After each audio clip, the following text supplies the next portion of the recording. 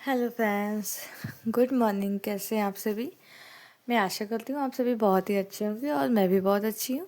तो फटाफट से आप सभी लोगों का हमारे इस टारगेट क्लासेस में सभी लोगों का वेलकम है। जिन्होंने हमें फॉलो नहीं किया है प्लीज़ फॉलो कर दीजिए, और इसी तरीके से अगर आपको अच्छे अच्छे वीडियोस चाहिए तो प्लीज़ हमें कमेंट्स कर दीजिए।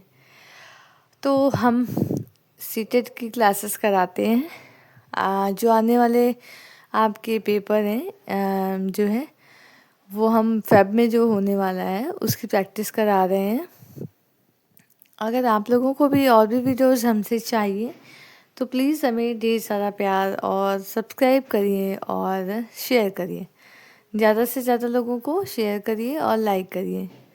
ठीक है, तो चलिए आइए हम अपने फर्स्ट क्वेश्चन की तरफ आते हैं। ये हमारे PYQ का क्वेश्चन है जो हम अभी आपको करा रहे हैं। ठीक है, तो इसमें क्या लिखा है पहले क्वेश्चंस में बोल रहा है जीन पियाजे के सिद्धांत के अनुसार अपने वातावरण से अनुकूलन की प्रक्रिया में क्या शामिल होता है। ठीक, जीन पियाजे के अनुसार ये बताना है। जीन पियाजे के अनुसार सिद्धांत के अनुसार जो अपने वातावरण से अनुकूलन की प्रक्रिया में क्या शामिल होता है। तो फर्स्ट ऑप्शन है हमारा केवल समावेशन या केवल समायोजन या समावेशन और समावेशन या समायोजन दोनों। ठीक, तो केवल जीन पियाजे में केवल और केवल ये दोनों तो निगेटिव ही हो जाएंगे, तो इसे हम कट कर देंगे, केवल और केवल नहीं होगा। तो इसका हमारा जो थर्ड आंसर कह रहा है समावेशन एंड समायोजन दोनों। ठीक है, जीन पियाजे के अनुसार जो अपने वातावरण से अनुकूलन की प्रक्रिया में शामिल होते हैं वो समावेशन और समायोजन, ये दोनों ही सिद्धांत जीन पियाजे के हैं। तो समावेशन और समायोजन दोनों करके ही बच्चा वातावरण से अनुकूलन करता है, वातावरण से अंतःक्रिया करता है, समावेशन के द्वारा भी और समायोजन के द्वारा भी। ठीक है, तो इस तरीके से हमारा थर्ड आंसर सही है। आइए नेक्स्ट क्वेश्चन की तरफ। तो हमारा नेक्स्ट क्वेश्चन क्या कह रहा है? हमारा नेक्स्ट क्वेश्चन कह रहा है जीन पियाजे के संज्ञानात्मक विकास सिद्धांत के अनुसार किस चरण पर अधिकतर बच्चे परिकल्पनात्मक रूप से सोचने लगते हैं। किसमें बच्चे ज़्यादातर परिकल्पना यानी कल्पना से परे जाकर सोच सकते हैं? बताओ x का मान क्या है, यानी x का मान बच्चे कब निकालते हैं, किस अवस्था में होता है ऐसा? संवेदीगामक, सेकंड कह रहा है पूर्व संक्रियात्मक, थर्ड कह रहा है औपचारिक संक्रियात्मक।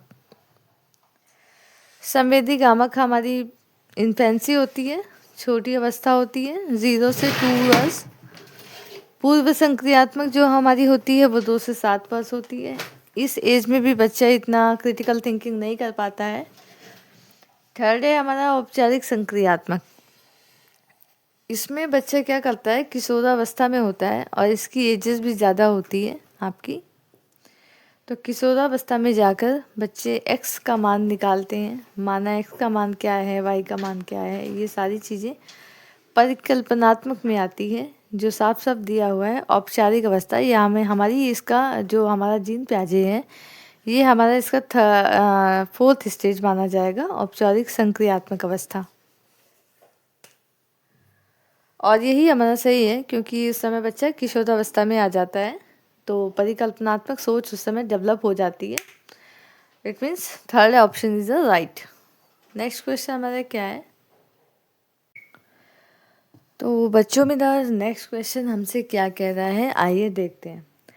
नेक्स्ट क्वेश्चन हमसे कह रहा है जीन पियाजे के संज्ञानात्मक विकास के सिद्धांत के अनुसार अध्यापक को किस अवस्था में क्रमबद्धता से संबंधित प्रश्न हल करने के लिए देना चाहिए? यहाँ पे हम डाल देते हैं, क्रमबद्धता को अंडरलाइन कर लेते हैं। ये PYQ जो पहले हमारे एग्ज़ाम में आया हुआ क्वेश्चन है, इसमें हमें कन्फ्यूजन के लिए जो है जो सिद्धांत है ये बड़ा कंफ्यूज दिया हुआ है बच्चों को कंफ्यूजन में डालने के लिए। उसने पूछा है कि किस अवस्था में क्रमबद्धता से संबंधित प्रश्न हल करने लगता है बच्चा। पहला है संवेदीगामक, दूसरा है पूर्व संक्रियात्मक, या थर्ड है अमूर्त संक्रियात्मक। अब क्रमबद्धता का मतलब होता है कि बच्चा किस अवस्था में चीज़ों को क्रम से लगा लेता है। ए से बी बड़ा है, बी से सी बड़ा है, सी से डी बड़ा है, तो कौन सा बड़ा है। तो इस अवस्था में क्रमबद्धता को कैसे बच्चा सीखता है, ये कौन सी अवस्था है जिसमें क्रमबद्ध तरीके से चीज़ों को करने लगता है, वो कौन सी अवस्था है। ये है संवेदीगामक जो हमारी 2 से 7 वर्ष की है। पूर्व संक्रियात्मक जो क्या है 2 से 7 वर्ष की है, और संवेदीगामक शायद 0 से 2 वर्ष की है, और पूर्व संक्रियात्मक 2 से 7 वर्ष की अवस्था है। अमूर्त जो किशोर अवस्था आती है, तो ये तो हो ही नहीं सकता है। जो क्रमबद्धता का विकास बच्चों में होता है ना, वो पूर्व संक्रियात्मक नहीं, एक ऑप्शन मैंने लिखा नहीं है, ये पूर्व नहीं होगा, ये मूर्त होगा।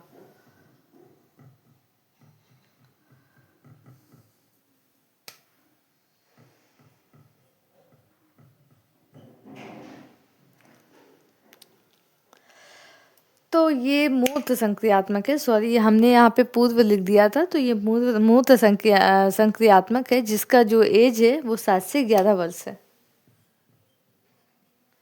7 से 11 वर्ष आता है मूर्त संक्रियात्मक अवस्था में। और ये बच्चे की जो अवस्था होती है, इसमें बच्चा विलोमिता सीखता है, विकेंद्रीकरण सीखता है, संरक्षण सीखता है, तार्किक चिंतन की शुरुआत हो जाती है बच्चे में, गणितीय संक्रियात्मक चीज़ें लगाने लगता है, कार्य कारण संबंध लगाने लगता है। ठीक है, क्रमबद्धता भी इसी में आता है। तो ये हो गया मूर्त संक्रियात्मक अवस्था। क्रमबद्ध से हर चीज़ों को लगाना, कौन किससे बड़ा है, कौन किससे छोटा है, ये सारी चीज़ें क्रम से लगाना बच्चा मूर्त संक्रियात्मक अवस्था में सीख जाता है। ठीक है, तो आइए हम अपने नेक्स्ट क्वेश्चन की तरफ से चलते हैं।